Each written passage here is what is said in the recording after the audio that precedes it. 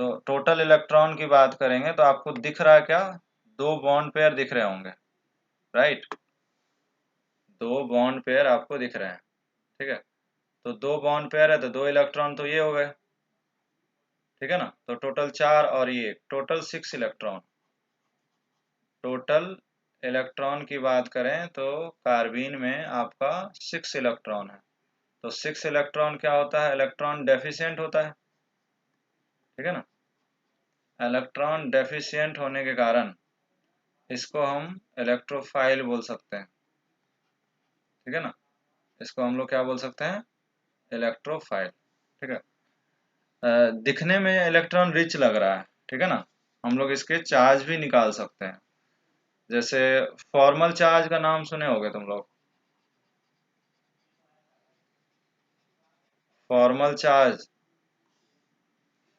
तो formal charge chemical bonding में पढ़े होगे, valence electron minus bond pair minus lone pair electron होता है। तो कार्बन की वैलेंस इलेक्ट्रॉन कितनी है, कार्बन में वैलेंस इलेक्ट्रॉन कितनी होती है,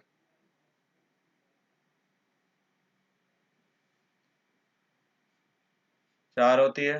बॉन्ड पेयर आपको दिख रहा है 2 है,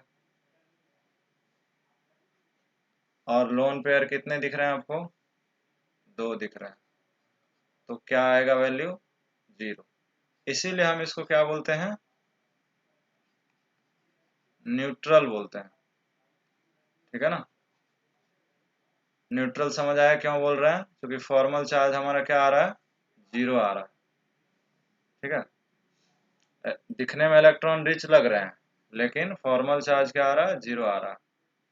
इलेक्ट्रोफाइल हम क्यों बोल रहे हैं, क्योंकि हमारे पास 6 इलेक्ट्रॉन है, इलेक्ट्रॉन डेफिशिएंट स्पीसीज है, तो इसीलिए हम इसको क्या बोलेंगे, इसकी डेफिनेशन क्या होगी,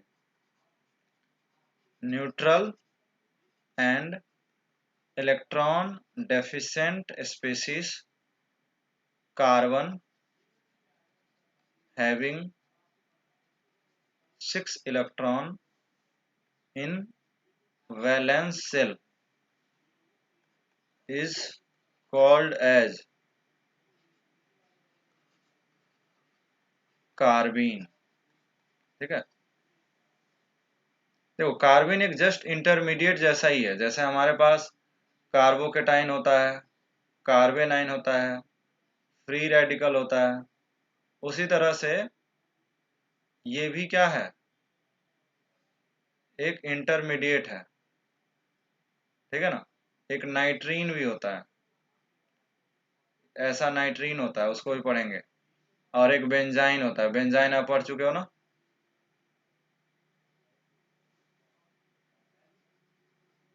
तो टोटल 6 इंटरमीडिएट होते हैं हमारे ऑर्गेनिक रिएक्शन में,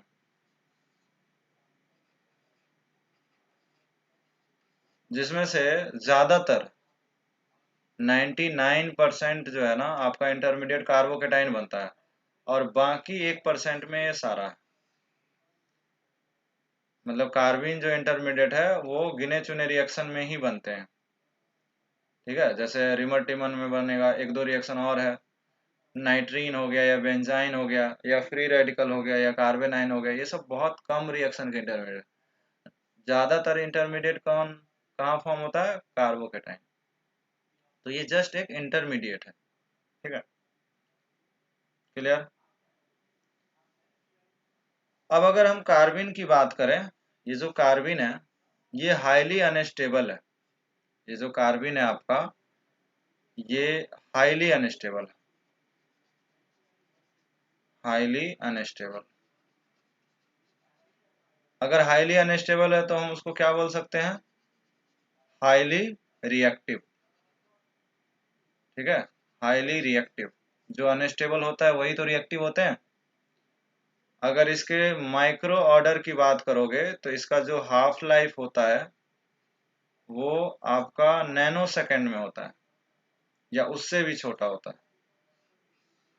तो ये बहुत फास्ट रिएक्शन देता है, ठीक है। ये हाईली अनस्टेबल है और हाईली रिएक्टिव है। It is of two type,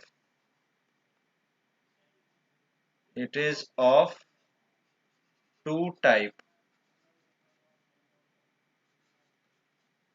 ठीक है, दो टाइप की होते हैं ये। एक का नाम है सिंगलेट, सिंगलेट कार्बिन, और दूसरे का नाम है ट्रिपलेट, ट्रिपलेट कार्बिन। क्या मतलब है इसका, सिंगलेट और ट्रिपलेट का?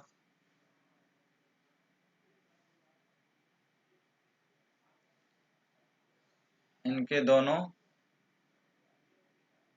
अगर हम बात करें सिंगलेट में, ठीक है, तो सिंगलेट कैसा दिखता है?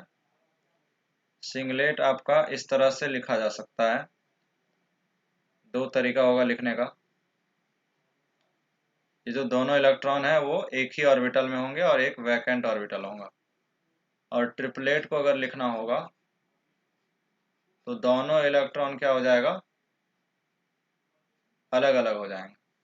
ठीक है, कहने का मतलब क्या है मैं आपको समझाता हूँ डिटेल में। कार्बन, कार्बन की अगर आप बात करोगे ग्राउंड स्टेट में तो कॉन्फ़िगरेशन क्या होता है? कार्बन में ग्राउंड स्टेट में कॉन्फ़िगरेशन क्या होता है बताओ? ये आपका 2s ऑर्बिटल है और ये 2p ऑर्बिटल है। 2p ऑर्बिटल में कितने इलेक्ट्रॉन होते हैं? दो इलेक्ट्रॉन होते हैं। ठीक है, लेकिन कार्बन का जब एक्साइटेशन स्टेट की हाइब्रिडाइजेशन की बात करेंगे तो क्या होगा?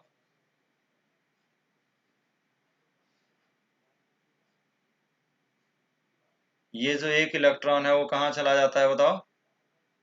यहाँ। ठीक है, तो यहाँ पे जो दोनों इलेक्ट्रॉन है वो दोनों इलेक्ट्रॉन क्या है, सेम स्पिन में,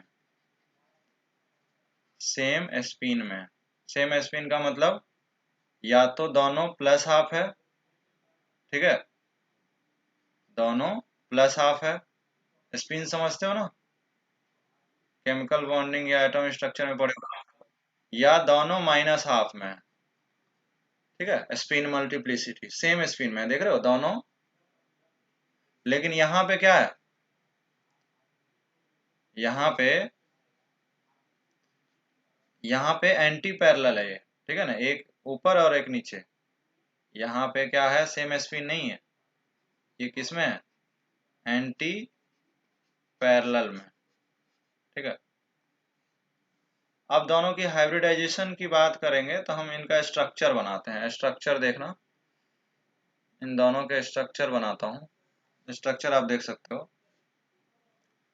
देखो, सिंगलेट कार्बिन का मतलब क्या है?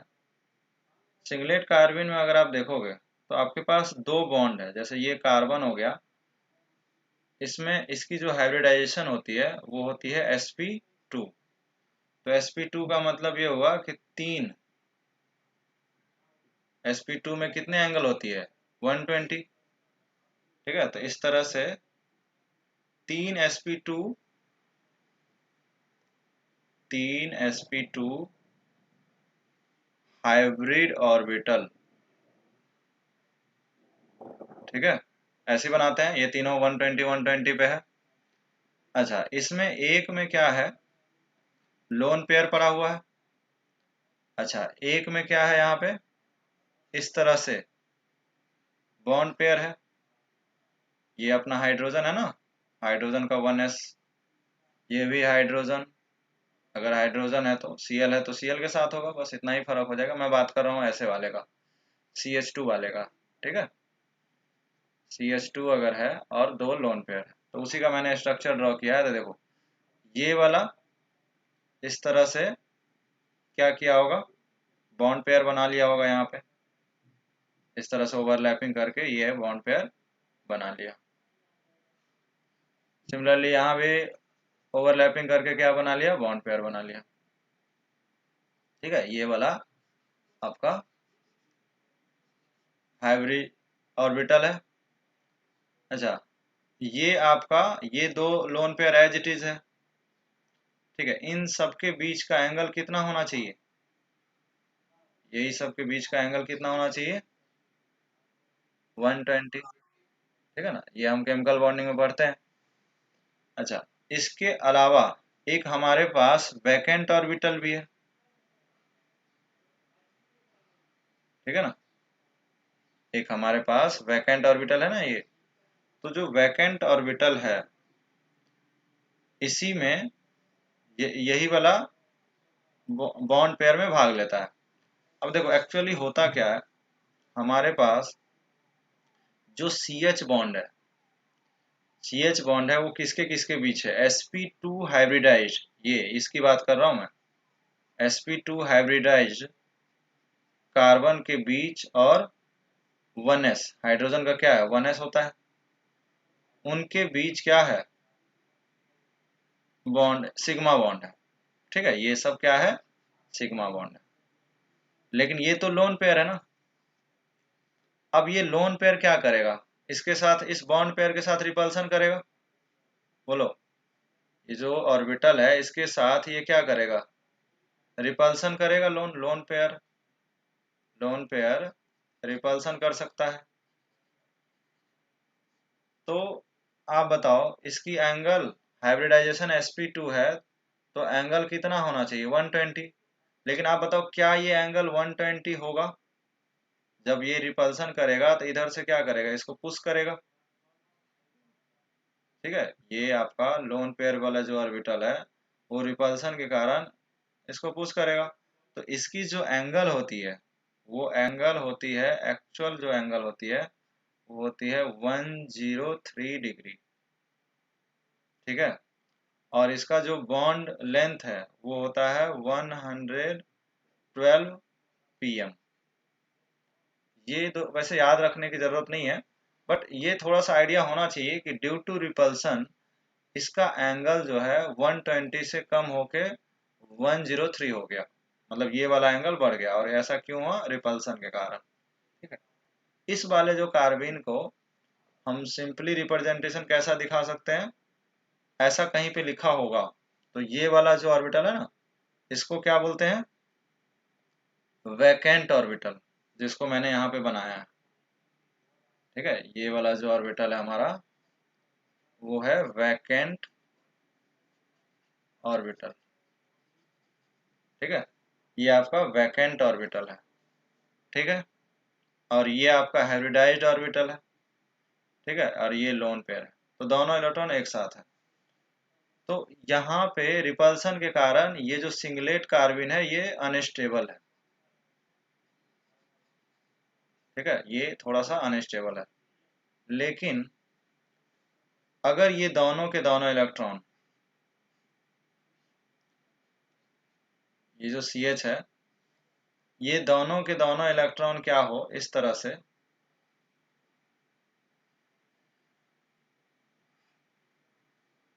ये जो दो इलेक्ट्रॉन था ये दोनों के दोनों इलेक्ट्रॉन अगर अलग अलग चले जाए, एक्साइटेशन स्टेट वाला यही स्ट्रक्चर था, अगर ये इलेक्ट्रॉन एक इलेक्ट्रॉन यहाँ आ जाए तो क्या रिपल्सन हो पाएगी।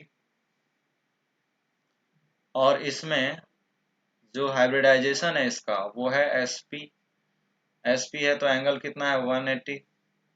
ठीक है, अगर 180 एंगल है तो शेप क्या होगा इसका, लीनियर।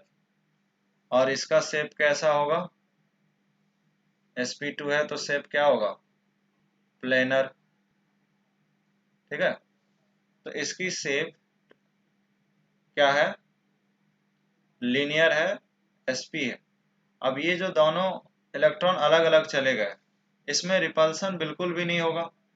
ठीक है ना। और अगर हम इसकी स्पिन नंबर निकालें, स्पिन नंबर अगर निकालें तो स्पिन नंबर कैसे निकलता है, दोनों या तो प्लस हाफ है, बोलो दोनों ही क्या है प्लस हाफ में है तो 1 आएगा, या दोनों माइनस हाफ में अगर बात करेंगे तो भी मैग्नीट्यूड क्या आ जाएगा 1 आएगा, मॉड ले लेंगे। तो स्पिन नंबर इसका 1 है। अच्छा, स्पिन स्टेट का नाम सुने हो, यहाँ पे अगर हम स्पिन स्पिन नंबर निकालें तो कैसे निकलेगा, यहाँ पे स्पिन नंबर कैसे निकलेगा बताओ, एक प्लस हाफ में है और दूसरा वाला किस में है, माइनस हाफ में है। तो स्पिन नंबर कैसे निकलेगा, एक प्लस हाफ और दूसरा वाला माइनस हाफ, स्पिन नंबर 0 है। एक टर्म होता है, शायद आप लोग पढ़े होंगे, स्पिन स्टेट या स्पिन मल्टीप्लिसिटी, पढ़े हो क्या? स्पिन मल्टीप्लिसिटी का फॉर्मूला 2s + 1। तो अगर मैं इसमें वैल्यू पुट करूंगा तो क्या आएगा, 2 × 0 + 1, तो 1 आ जाएगा। और यहाँ पे पुट करूंगा तो क्या आएगा, स्पिन स्टेट 2s + 1, क्या आएगा बताओ, 2 1 प्लस, यहाँ पे स्पिन आ रहा है 3 और यहाँ पे स्पिन स्टेट आ रहा है 1, तो 1 है इसीलिए हम क्या बोल रहे हैं इसको, सिंगलेट। और 3 आ रहा है इसलिए इसका नाम क्या है, ट्रिपलेट। ठीक है, तो ट्रिपलेट कहाँ से आया और सिंगलेट कहाँ से आया, हमने आपको स्पिन स्टेट निकाल के बताया। क्या ये चीज समझ आया सबको? ठीक है, तो हम कह सकते हैं जो सिंगलेट है वो क्या कर रहा है, डज नॉट फॉलो क्या, हुंड्स रूल। ठीक है, और ये वाला जो है ये क्या कर रहा है, फॉलो हुंड्स रूल। ठीक है, हुंड्स रूल को ये फॉलो कर रहा है। अच्छा, दोनों में स्टेबल की बात करें तो स्टेबल कौन होगा, ट्रिपलेट ज्यादा स्टेबल होगा या सिंगलेट? देखो, बॉन्ड एंगल, ट्रिपलेट की बॉन्ड एंगल 180 थी, ठीक है, और यहाँ पे बॉन्ड एंगल कितनी थी, 103। तो 180 मतलब कंप्लीट ये ओपन स्ट्रक्चर होगा, बोलो। ओपन स्ट्रक्चर होगा तो क्या रिपल्सन होगी,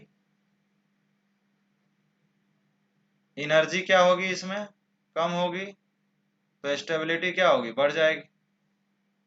ठीक है, तो हम कह सकते हैं triplet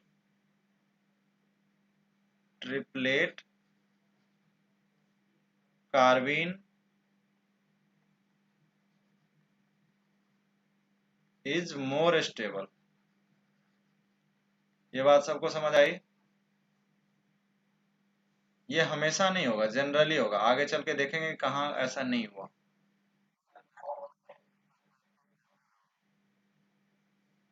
bond length, bond length से हमें कोई मतलब नहीं है, प्रैक्टिकली बॉन्ड लेंथ कैसे निकलता है उससे हमें मतलब नहीं है। रिपल्सन में बॉन्ड लेंथ का कोई रोल नहीं है ना, बॉन्ड एंगल से मतलब है हमें। ठीक है ना, ये चीज तो क्लियर है ना कि यहाँ पे रिपल्सन हो रहा था। ठीक है, रिपल्सन ज्यादा था तो एनर्जी ज्यादा होगी, तो स्टेबिलिटी क्या होगी, घट जाएगी। तो क्या बोलूंगा, singlet carbene is less stable. ठीक है, लेकिन ये जनरली है। ठीक है, ये जनरली हम लोग देखेंगे कहाँ पे सिंगलेट ज्यादा स्टेबल। ठीक है, कोई दिक्कत यहाँ, इस पॉइंट में कोई किसी को दिक्कत है? अच्छा, दोनों में ये वाला सिंगलेट वाले को हमने क्या बोला था, इलेक्ट्रोफाइल बोला था। क्यों इलेक्ट्रोफाइल बोला था, क्योंकि सिंगलेट के पास एक वैकेंट ऑर्बिटल है। ठीक है ना, तो यहाँ पे ये रिएक्शन कर सकता है, तो singlet acts as a electrophile. ठीक है, लेकिन यही ट्रिपलेट में ट्रिपलेट को ऐसा दिखा देगा, जो वैकेंट थे उसमें भी क्या आ गए थे, एक इलेक्ट्रॉन आ गए थे, बोलो। तो इसको हम क्या बोलेंगे, एक्ट्स एज क्या इलेक्ट्रोफाइल बोल पाएंगे, इसको बोलते हैं बाई रेडिकल। ठीक है, अगला पॉइंट, सिंगलेट वाला डायामैग्नेटिक होगा या पैरामैग्नेटिक होगा, यहाँ पे दोनों इलेक्ट्रॉन अपोजिट स्पिन में है, क्या बोलेंगे इसको, डायामैग्नेटिक पैरामैग्नेटिक पता है कि नहीं पता है, डायामैग्नेटिक होगा, हाँ। यहाँ पे दोनों के दोनों इलेक्ट्रॉन जो है ना अपोजिट स्पिन में है, तो इसको क्या बोल सकते हैं, डायामैग्नेटिक। और इसको क्या बोलेंगे,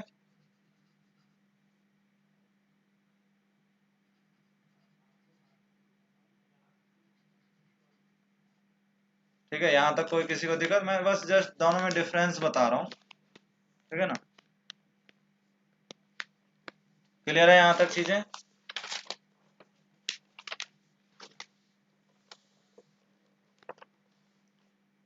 एक रिएक्शन, डाई रेडिकल मतलब ये इलेक्ट्रॉन किसी एक इलेक्ट्रॉन के साथ रिएक्शन करेगा, और यहाँ भी एक इलेक्ट्रॉन है वो किसी एक इलेक्ट्रॉन के साथ रिएक्शन करेगा, बट यहाँ पे दोनों के दोनों इलेक्ट्रॉन क्या है, एक साइड है, ठीक है ना, तो यहाँ पे दोनों के दोनों इलेक्ट्रॉन आएंगे और ये किसी को रिएक्ट कर सकता है, इलेक्ट्रोफाइल, ठीक है। इसमें दो साइड से रिएक्शन हो सकती है ना, मान के चलो किसी के पास एक इलेक्ट्रॉन है, एक इलेक्ट्रॉन मिलके इनके साथ रिएक्शन कर लिया, इधर एक इलेक्ट्रॉन, तो दो रेडिकल हो गए ना, बोलो। बट इसमें तो सीधा सीधा कोई न्यूक्लियोफाइल ही रिएक्ट करेगा ना, अपना इलेक्ट्रॉन इसको देगा,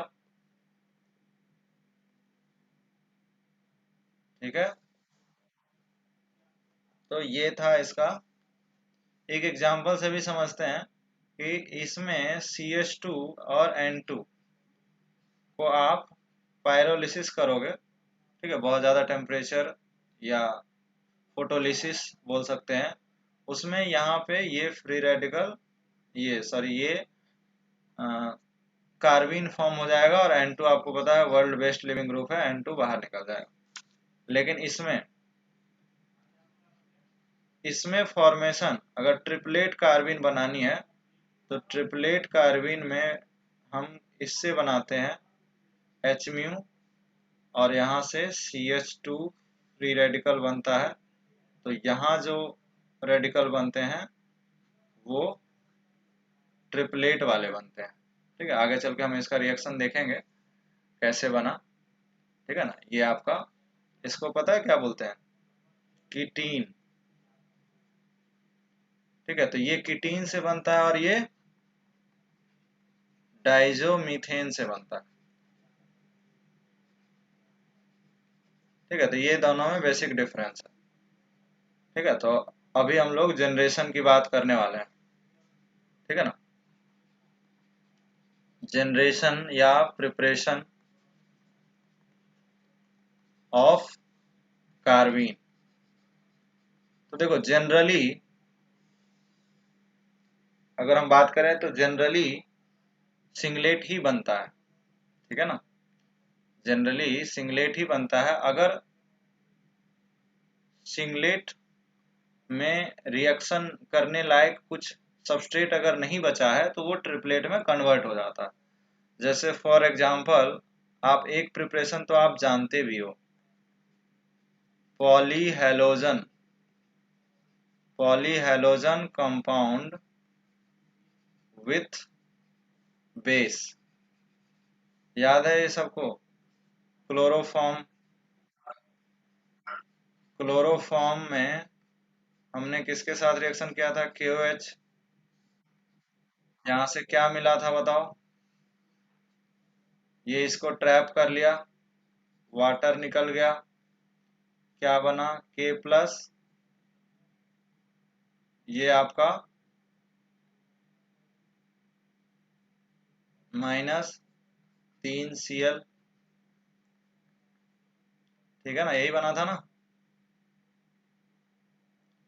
अब उसके बाद फर्दर क्या हुआ था, ये निगेटिव चार्ज है, ठीक है। यहाँ से केसीएल केसीएल निकल सकता है और आपको 2 इलेक्ट्रॉन और सीएल, इसी का नाम क्या था, डाई क्लोरोकार्बीन, डीसीसी। इसी को हम यूज किस में किए थे, रिमर टिमन रिएक्शन। यही डाइक्लोरोकार्बीन था जो कि 6 इलेक्ट्रॉन है, ठीक है। और ये हमारा एक्ट एज अ इलेक्ट्रोफाइल। तो यहाँ पे जो कार्बीन बना है ये सिंगलेट कार्बीन है।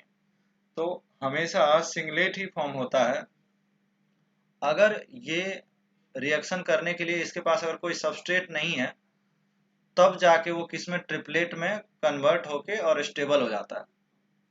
तो ज्यादातर जो रिएक्शन होते हैं, अच्छा इसमें ये इसकी जब स्टेबिलिटी की बात करूंगा, ठीक है ना, इसमें मैं स्टेबिलिटी की बात करूं तो इसमें क्या लगता है, सिंगलेट कार्बिन ज्यादा स्टेबल होगा या ट्रिपलेट कार्बिन ज्यादा। मैंने ऊपर बोला है कि जनरली कौन ज्यादा स्टेबल होगा, यहाँ पे मैंने बोला था कि ट्रिपलेट मोर स्टेबल होता है। लेकिन अभी जो कार्बिन बना है डाइक्लोरोकार्बिन, इसमें ज्यादा स्टेबल कौन है, बोलो। और अगर है तो क्यों है, क्या रीजन है, बताओ। सिंगलेट कार्बिन या ट्रिपलेट कार्बिन। मैं इस तरह से इसको दिखाता हूँ। सिंगलेट को कैसे दिखाऊंगा,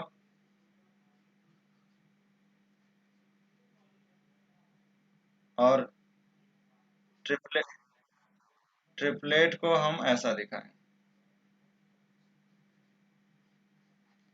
अब बताओ, जनरली ट्रिपलेट ज्यादा स्टेबल होता है, ठीक है ना।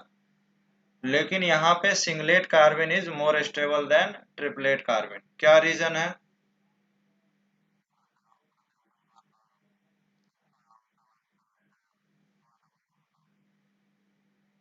हाँ तो रिपल्सन से तो अनस्टेबल होना चाहिए ना, रिपल्सन तो यही होगा ना भाई। यहाँ पे 2 इलेक्ट्रॉन है और इनके लोन पेयर है।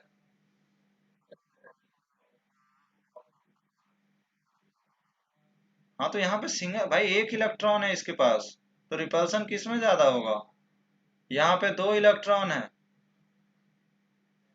तो रिपल्सन किस में ज्यादा होगा बताओ।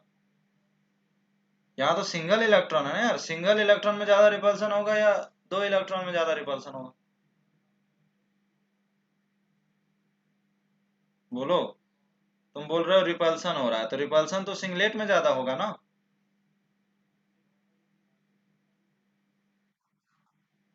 भाई। अगर 2 इलेक्ट्रॉन है कार्बन के पास तो सिंगलेट में ज्यादा रिपल्सन होगा। यहाँ पे एक ही इलेक्ट्रॉन है भाई, इस ऑर्बिटल में तो एक ही इलेक्ट्रॉन है ना, तो रिपल्सन तो सिंगलेट में ज्यादा हो रहा है। देखो यहाँ पे बैक बॉन्डिंग होती है, सिंगलेट बैक बॉन्डिंग का नाम सुने हो,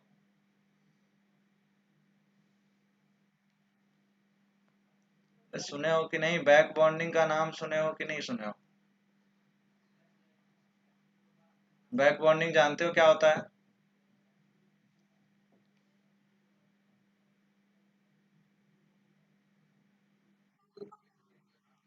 हाँ। तो यहाँ पे 2 इलेक्ट्रॉन है, इनके साथ इनका बैक बॉन्डिंग हो सकता है, इनके पास वैकेंट ऑर्बिटल है ना, बोलो। तो ये दोनों के दोनों इलेक्ट्रॉन इनको दे देंगे, इसको बैक बॉन्डिंग कहते हैं, केमिकल बॉन्डिंग में पढ़े होगे। क्या ये बैक बॉन्डिंग यहाँ हो सकता है ट्रिपलेट में, क्या इसके पास वैकेंट ऑर्बिटल खाली है, ये जो ऑर्बिटल है वो वैकेंट है, बोलो। तो due to back bonding singlet carbene is more stable than triplet carbene. तो यही चीज है जिसमें आपको मैंने यहाँ पे बोला था कि ये जो चीजें हैं वो किसकी है, जनरली है, ठीक है। ये जो चीजें हैं वो क्या लिख सकते हैं हम लोग, जनरली, ठीक है। Generally triplet कार्बिन is more stable. तो ज्यादातर हमारा सिंगलेट कार्बिन ही फॉर्म होता है रिएक्शन, ये बात समझ आई।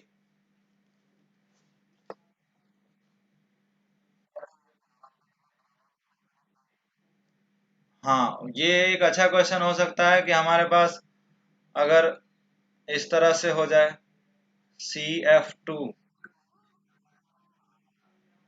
हाँ वही तो बोल रहा हूँ कि Cl2 CBr2, अगर सारे के सारे हेलोजन ही है, इनमें ज्यादा स्टेबिलिटी किसकी होगी?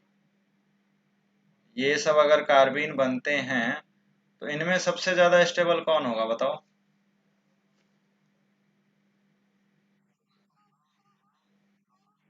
इसमें ये ऑर्डर होता है।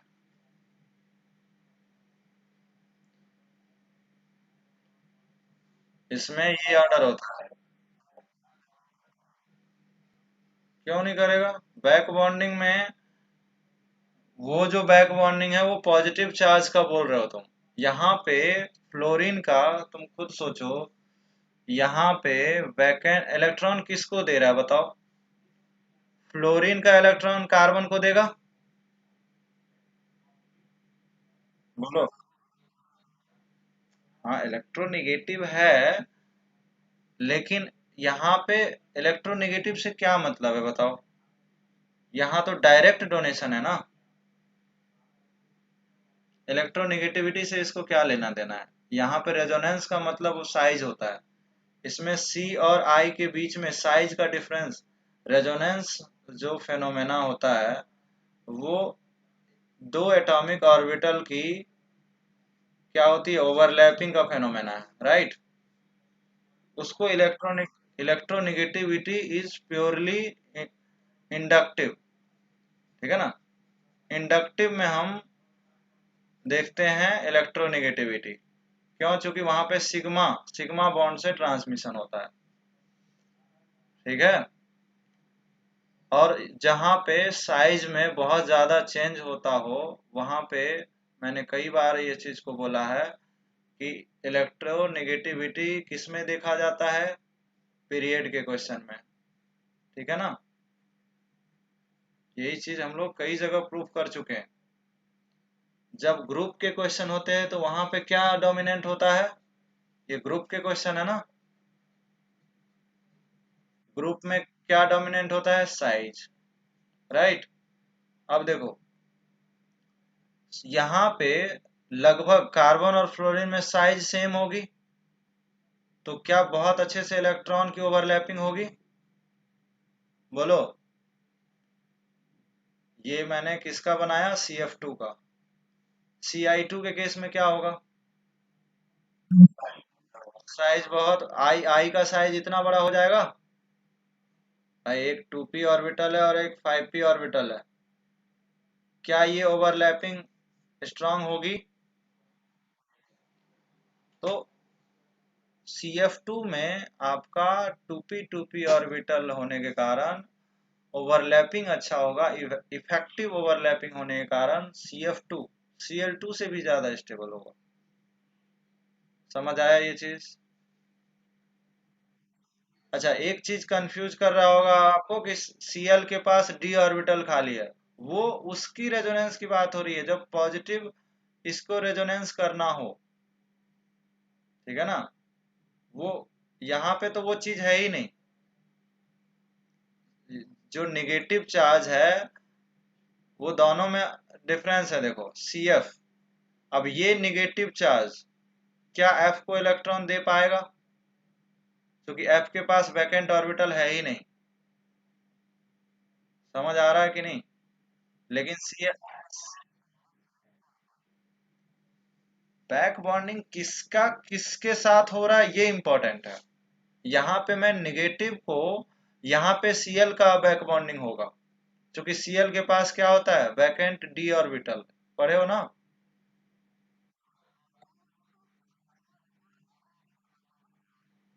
नहीं नहीं, आयोडीन के केस में बहुत ज्यादा साइज हो जाएगा।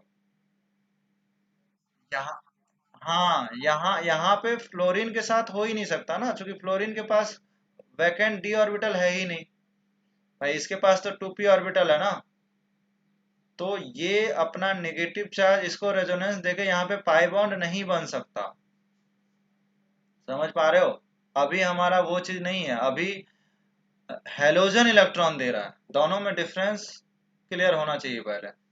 यहाँ पे फ्लोरीन इलेक्ट्रॉन दे रहा है, यहाँ पे क्लोरीन इलेक्ट्रॉन दे रहा है, यहाँ पे Br इलेक्ट्रॉन दे रहा है और यहाँ पे I इलेक्ट्रॉन दे रहा है। लेकिन जब फ्लोरीन लेगा तो कहाँ पे लेगा, इसके पास तो है ही नहीं वैकेंट ऑर्बिटल। उस केस में Cl की बैक बॉन्डिंग अच्छी होगी Cf से, ठीक है।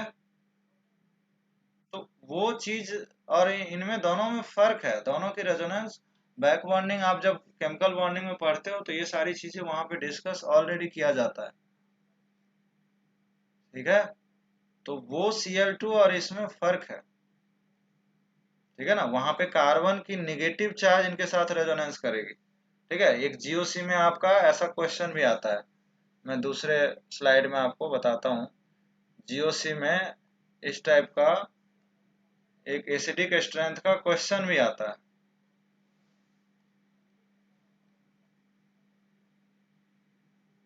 ऐसा क्वेश्चन आपने प्रॉब्लम बुक में भी कई बार दिया जाता है, तो बनाते भी हैं हम लोग इस तरह से।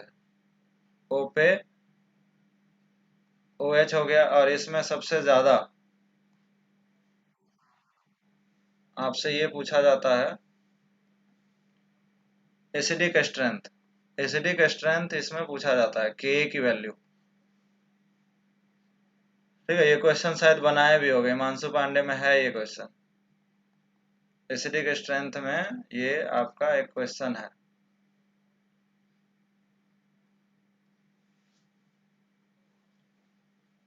अब बताओ इसमें कौन ज्यादा एसिडिक होगा।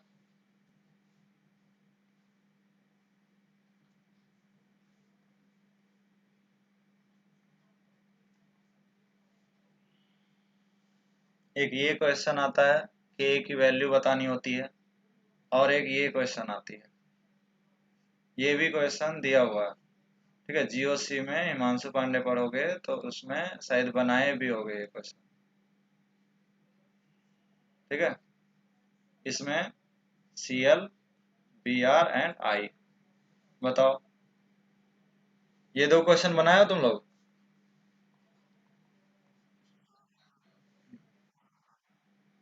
तो बताओ इसमें सबसे ज्यादा एसिडिक कौन होगा क्वेश्चन 1 में।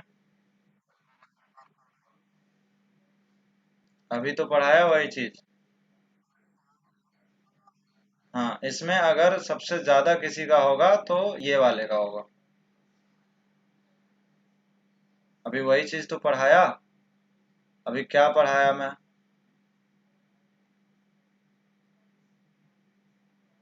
यहाँ पे माइनस, जब H प्लस निकल जाएगा तो माइनस आएगा, माइनस रेजोनेंस करेगा। यहाँ पे नेगेटिव चार्ज आएगा, ये नेगेटिव चार्ज यहाँ आएगा। इसमें भी वही चीज होगी, यहाँ डबल बॉन्ड बनेगी, ये नेगेटिव चार्ज यहाँ आएगी। OH जब निकल जाता है तो हमें उसकी स्टेबिलिटी देखनी होती है भाई। एसिडिक स्ट्रेंथ तो ऐसी निकलती है ना, stability of conjugate base. Conjugate base कब बनता है, जब आप H निकाल देते हो। अब बताओ ये माइनस इसके साथ रेजोनेंस करेगा क्या, क्या इसके पास वैकेंट ऑर्बिटल है क्या। तो वैकेंट ऑर्बिटल नहीं है, तो इसमें सबसे ज्यादा किसकी हो जाती है, मतलब आपसे पूछा गया है कि which have highest Ka value. तो आंसर क्या हो जाएगा इसमें। हाँ, ये सेकंड बी आंसर हो जाएगा, ठीक। अब अगले क्वेश्चन पे आ जाओ, ये भी एक क्वेश्चन है उसी।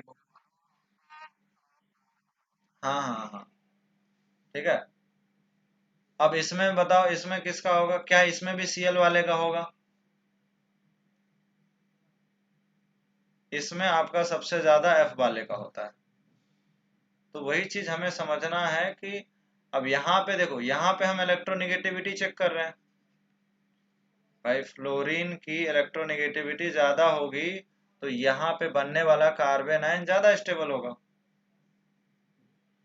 उसमें यहाँ पे निगेटिव चार्ज नहीं आ रही है ना, इसकी रेजोनेंस कैसे होगी बताओ। इसमें जब आप रेजोनेंस करते हो तो इसकी क्या रेजोनेंस होने वाली है।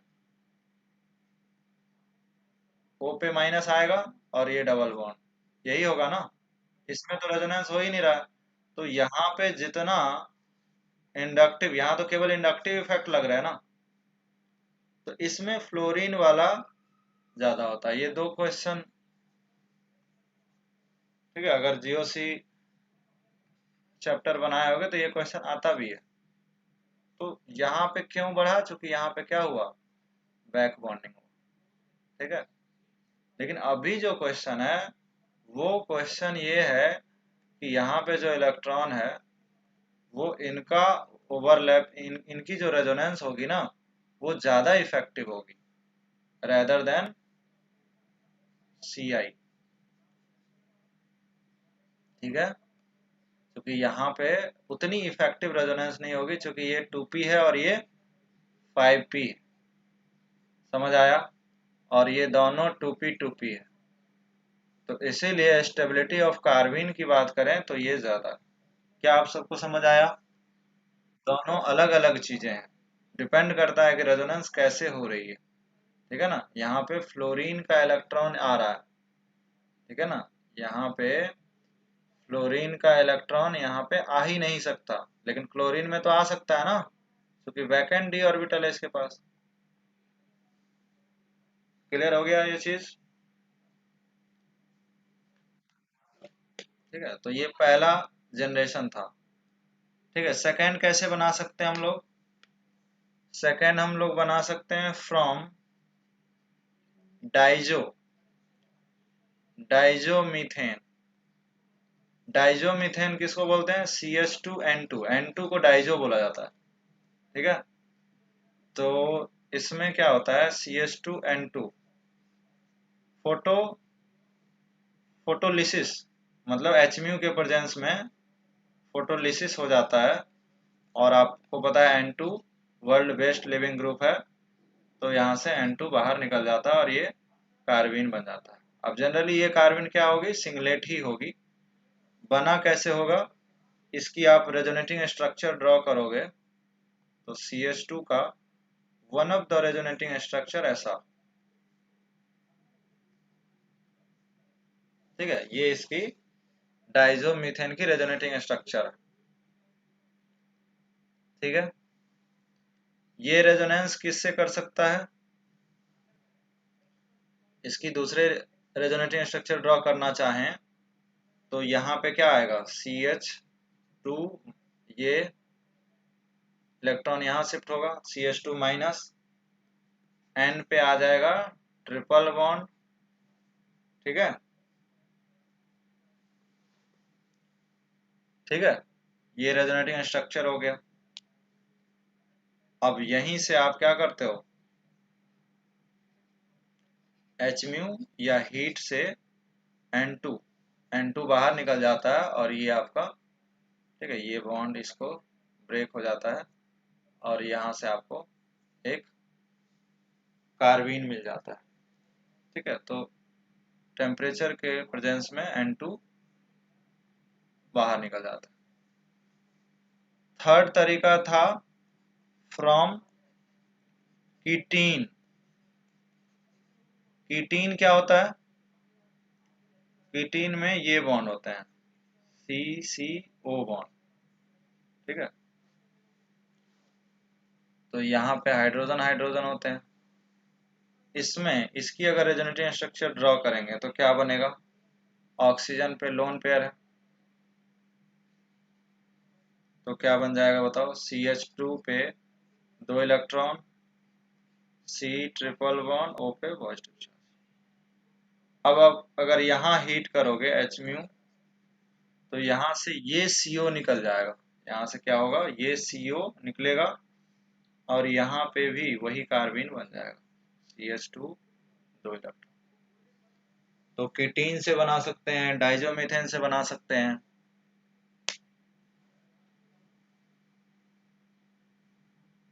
है ना, जस्ट आपको CHI2 दिया रहे और जिंक के प्रेजेंस में ZnI2 बनता है, इसीलिए यहाँ से ये कार्बीन फॉर्म हो जाता है। This reaction is known as Simmons Smith reaction. एक ऐसी, इसका कोई नाम नहीं है, लेकिन अगर हम इसमें कार्बोक्सिलिक एसिड लें और अगर हम उसको सोडियम के साथ ट्रीट करें तो आपको पता ही है क्या बन जाएगा। यहाँ पे ये सोडियम जो है एक मेटल है और ये हाइड्रोजन एसिडिक है, एसिड बेस रिएक्शन होके आपको यहाँ से O माइनस और Na प्लस सॉल्ट मिल जाएगा। ठीक है, एसिडिक हाइड्रोजन के साथ एक एक्टिव मेटल, ठीक है ना, बाद में हम लोग पढ़ेंगे भी, ये सोडियम मेटल टेस्ट के नाम से भी जाना जाता है। ठीक है, तो यहाँ पे H2 गैस इवॉल्व होते हैं। ठीक है, इसीलिए हम लोग जब पानी में सोडियम डालते हैं ना, तो वहाँ पे ब्लास्ट होता है, तो वो हाइड्रोजन गैस निकल रहा होता है। तो किसी भी एक्टिव हाइड्रोजन को टेस्ट करने का ये तरीका है। बट हमें क्या चाहिए, हमें तो चाहिए कार्बीन। तो कार्बीन कैसे मिलेगा, कार्बीन मिलेगा इसको हीट करने से। तो हीट जब करेंगे तो ये नेगेटिव चार्ज यहाँ आएगा और यहाँ से ये वाला बॉन्ड ब्रेक हो जाएगा। ठीक है, तो यहाँ से ये बॉन्ड ब्रेक होके CO2, due to loss of CO2 आपको जो मिल जाएगा वो क्या मिलेगा, Cl3 है ये। ठीक है ना, Cl3, तो मिल जाएगा Cl and Na+ negative charge. उसके बाद की तो कहानी पता ही है आपको, NaCl निकल जाता है। ठीक है, यहाँ से NaCl निकलेगा और क्या बन जाएगा, वही DCC। ये तो पढ़ते ही थे हम लोग। ठीक है, तो इस तरह से हम लोग बना सकते हैं। हाँ, क्या डाउट था बोलो। नेक्स्ट मैं बात करूंगा रिएक्शन। ठीक है, reaction of carbene. Reaction of carbon, एक रिएक्शन तो आप ऑलरेडी जानते हो। ठीक है, उसका नाम क्या था, रीमर रीमर ट्रिमन रिएक्शन। ठीक है, रीमर ट्रिमन रिएक्शन की अभी बस मैं स्टेटमेंट लिख रहा हूं कि फिनॉल होता था, जस्ट रिमाइंड करा रहा हूं आपको, और क्लोरोफॉर्म लेते थे इन प्रेजेंस ऑफ बेस। इससे आपको पता ही है क्या बनता था, DCC बनते थे। और ये DCC के किस में कन्वर्ट हो जाता था, सैलिसल्डिहाइड में। एक तो ये रिएक्शन की आप मैकेनिज्म देखें, तो पहला रिएक्शन ये हो गया, ये हम जानते हैं। दूसरा रिएक्शन हम लोग अभी पढ़ने वाले हैं, उसका नाम है isocyanide. Isocyanide test, isocyanide test, या हम इसको बोल सकते हैं कार्बीन अमीन टेस्ट, या इसका नाम हो सकता है कार्बाइल कार्बाइल इसका नाम हो सकता है कार्बाइल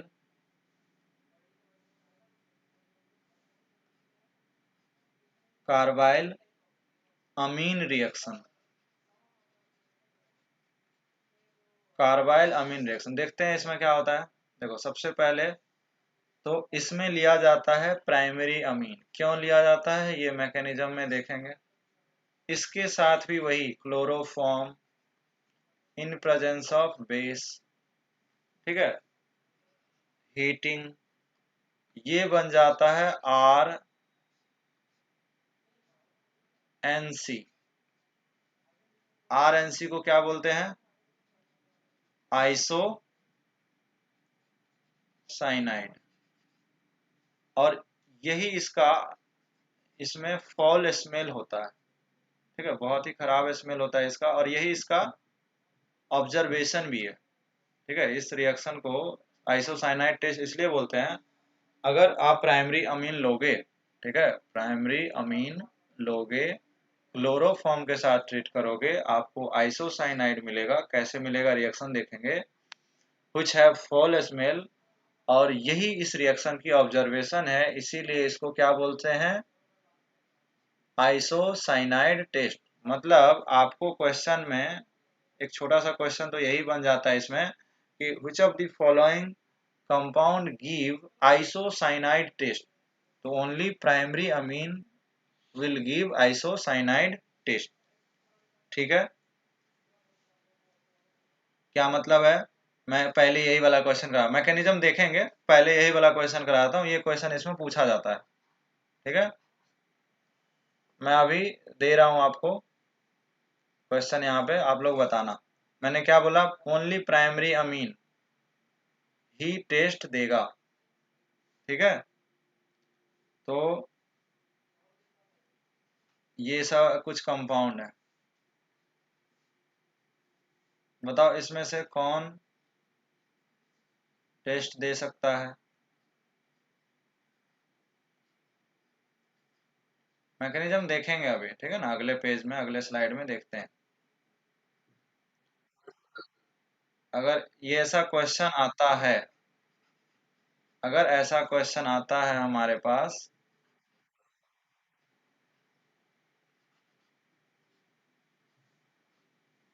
ठीक है, इस तरह से बताओ इसमें से कितने ऐसे कंपाउंड है, लेट्स से 1 2 3, आपको इंटीजर टाइप में भी दे देगा, ठीक है ना, इंटीजर टाइप में क्वेश्चन दे सकता है। अब बताओ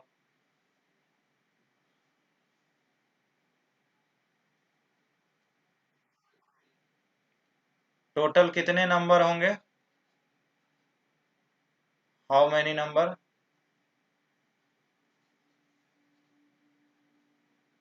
क्या फर्स्ट प्राइमरी अमीन है,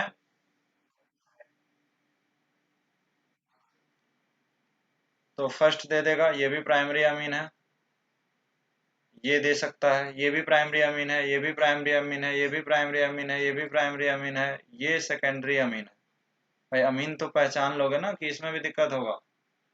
टर्शियरी अमीन है, तो ये नहीं देगा, ये नहीं देगा, ये तो अमीन है ही नहीं, ये क्या है, अमाइड है, तो ये भी नहीं देगा। तो कितना आंसर हो जाएगा।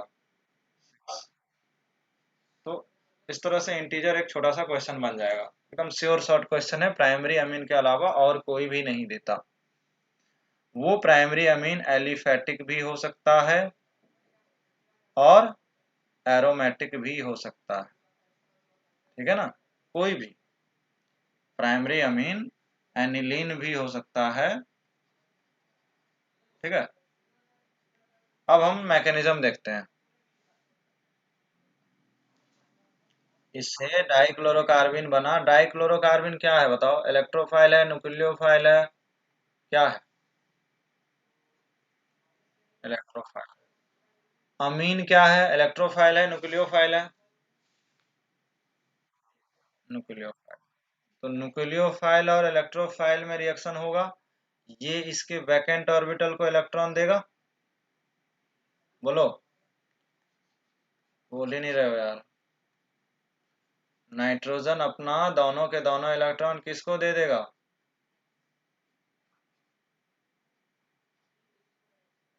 क्या ये क्लियर है।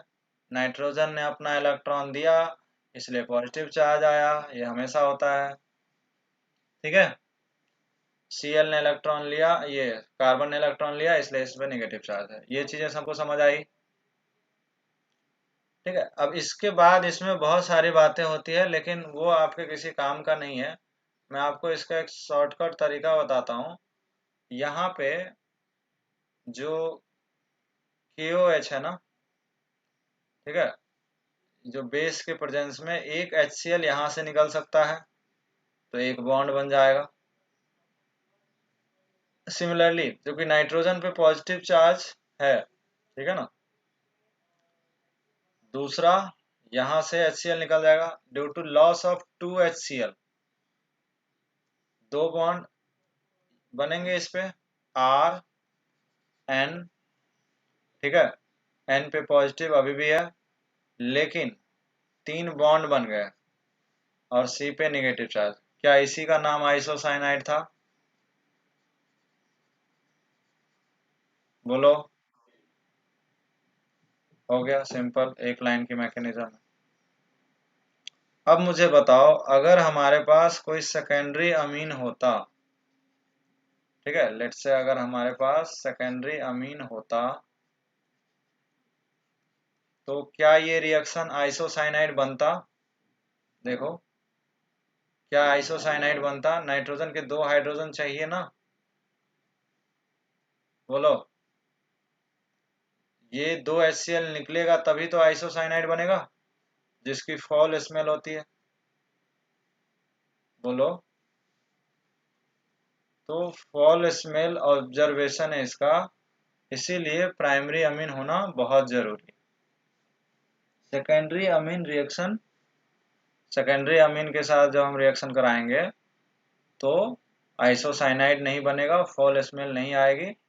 तो इसीलिए हम क्या बोलेंगे, निगेटिव रिएक्शन नहीं हुआ।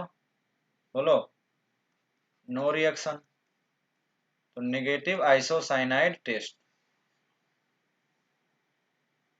ठीक है।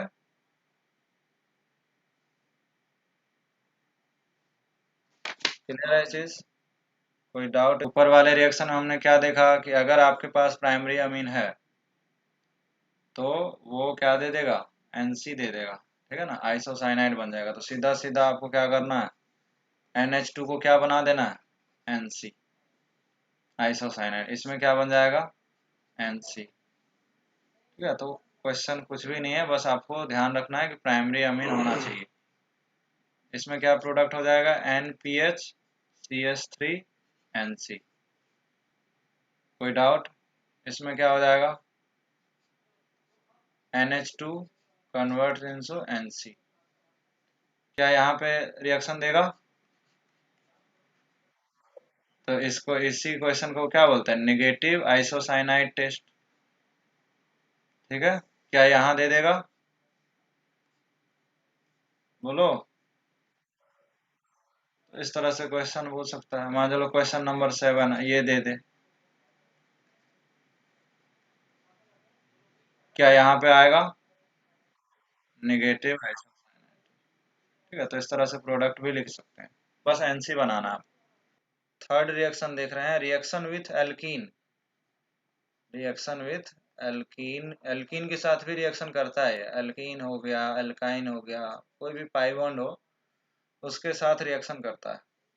यानी मैं इसको सिंपल बोल सकता हूँ, that is insertion, insertion of carbene. Carbene का रिएक्शन है इन पाई बॉन्ड। ठीक है, पाई बॉन्ड में ये इंसर्ट हो जाता है। क्या मतलब है इसका, मैं आपको थोड़ा सा बताता हूँ कि इसका मतलब क्या है।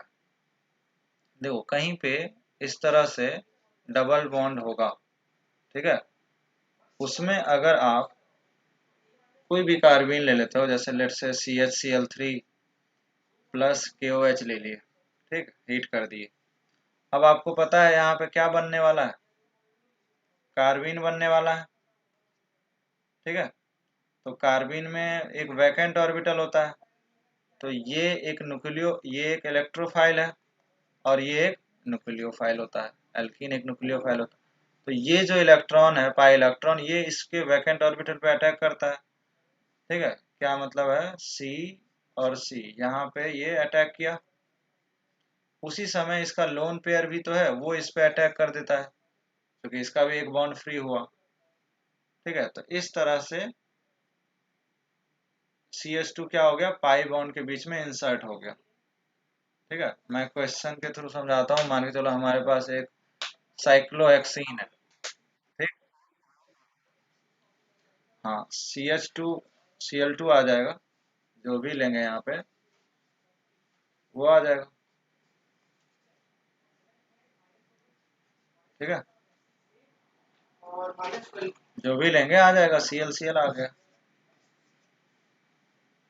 ठीक है, जैसे हमने, अगर मान के चलो ये ले लें, CH2N2 ले लेते हैं और हीट कर देते हैं, क्या बनेगा, बनाओ, क्वेश्चन बनाओ ये।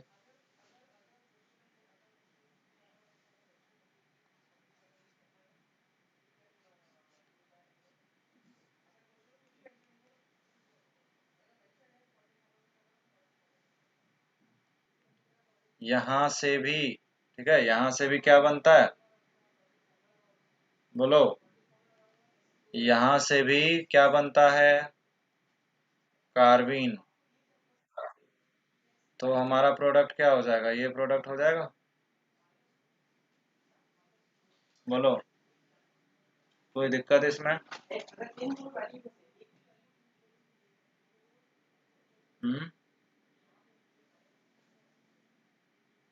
अगर इसमें हम लोग CHCl3 ले लें, CHCl3KOH ले लें, तो क्या बनेगा?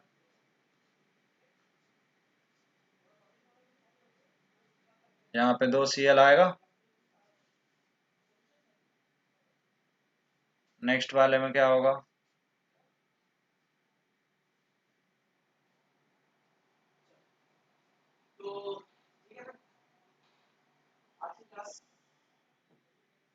नेक्स्ट वाले में क्या होगा?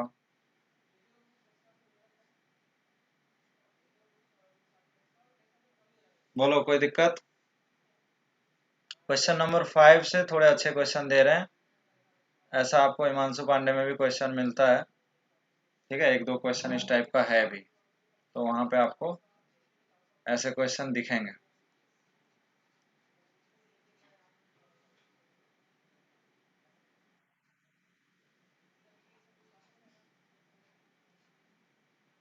देखो, ये क्वेश्चन इंपॉर्टेंट इसलिए है क्योंकि इसमें बाकियों जैसा प्रोडक्ट नहीं बनता है। उसका रीजन ये है कि जो बेस है, वो बेस क्या करेगा, इस हाइड्रोजन को भी लेके, ये हाइड्रोजन लेने से ये जो कंपाउंड है वो एरोमेटिक बन जाता है, ठीक है। यहाँ से वाटर निकला और क्या बन गया, ये एक एरोमेटिक कंपाउंड बन गया, 6 पाई इलेक्ट्रॉन। ये सबको समझ आई? तो ये निगेटिव चार्ज बनता है। अब इसके बाद आपको पता है यहाँ पे क्या बनने वाला है, डाइक्लोरोकार्बिन। तो इनसे क्या बनता है, CCl2। अब देखो, ये जो है ना पाई बॉन्ड में यहाँ इंसर्ट होगा, क्लियर? बोलो, ये ये पाई बॉन्ड हटेगा, इस तरह से इंसर्ट करेगा, ये समझ आया? अब ये जो निगेटिव चार्ज है, ये इलेक्ट्रॉन अपना यहाँ देगा। ध्यान से देखना क्या हो रहा है, मैं नंबरिंग कर देता हूँ, ध्यान से देखो। ये 1 है, ये 2 है, ये 3 है, ये 4 है, ये 5 है और ये 6 है। देखो, ये सपोज अपना 1 है, तो ये पाई इलेक्ट्रॉन यहाँ दिया। अब जैसे ही यहाँ पे बॉन्ड बनेगा तो इस कार्बन पे 4 बॉन्ड तो बन नहीं सकता, तो ये बॉन्ड टूट जाएगा। बोलो भाई, ये जो बॉन्ड है ना, 3 मेंबर में एंगल स्ट्रेन बहुत ज्यादा होता है ना, तो यहाँ पे एंगल स्ट्रेन के कारण ये बॉन्ड टूटेगा और वो टूट के यहाँ पे डबल बॉन्ड आ गया,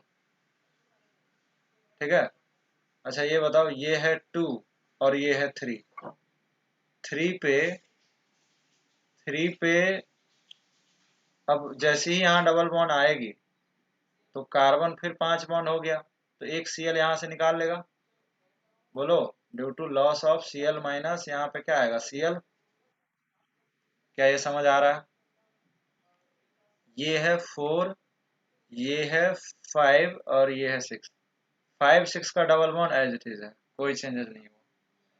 तो देखो क्या 4 मेंबर से 5 मेंबर का क्या बन गया, क्लोरोबेंजीन। क्या ये समझ आया?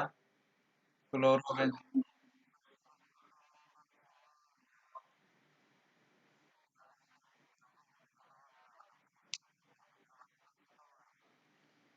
उससे कोई फायदा नहीं होगा। Very good question.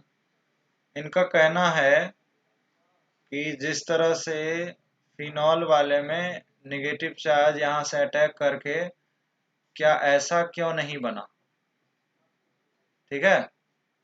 तो बताओ, क्या ये एरोमेटिक कंपाउंड था? ये एक एंटी एरोमेटिक कंपाउंड बना ना, बोलो। और ये जो बना वो क्या बना, एरोमेटिक बना।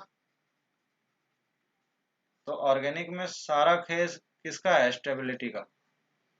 यहाँ पे एंगल स्ट्रेन भी था, यहाँ पे एंगल स्ट्रेन भी 0 हो गया, एक प्लेनर स्ट्रक्चर भी मिल गया, एरोमेटिक भी मिल गया, समझ रहे हो? बस ये चीज हो गई, ठीक है। यहाँ पे ये नेगेटिव चार्ज भी रहेगा, बहुत सारी बातें। अच्छा, ऐसा ही सेम क्वेश्चन है क्वेश्चन नंबर 6 भी, और ऐसे मैं कुछ और भी क्वेश्चन दूंगा, वो होमवर्क रहेगा। जैसे एक सिग्मा इंसर्शन से एक पाई इंसर्शन भी करता है। जैसे जैसे ये पाई इंसर्शन था, सिमिलरली सिग्मा इंसर्शन भी करता है। ठीक है, क्या मतलब है? जैसे मान के चलो इसमें ले लिया CH2N2 हीट ले लिया, तो ये क्या कर लेगा, R इसके बीच में CH2 इंसर्ट हो जाएगा, ROCH2H। जिस तरह से पाई इंसर्ट होता है उसी तरह से सिग्मा इंसर्शन भी होता है, सिग्मा इंसर्शन। तो अगर ऐसा क्वेश्चन दिखता है तो हम सिग्मा इंसर्ट भी करा सकते हैं। ठीक है, तो मैं आगे क्वेश्चन हो सकता है कि एक आध क्वेश्चन सिग्मा इंसर्शन का दूं। ठीक है, अगले पेज में मैं कुछ होमवर्क क्वेश्चन आपको इसके साथ अटैच करूंगा, उसको बनाना है। ठीक है, बाकी क्वेश्चन नंबर 6 होमवर्क रहेगा। इससे रिलेटेड दो चार और क्वेश्चन मैं होमवर्क दे रहा हूँ। ठीक है, कोई डाउट है यहाँ तक?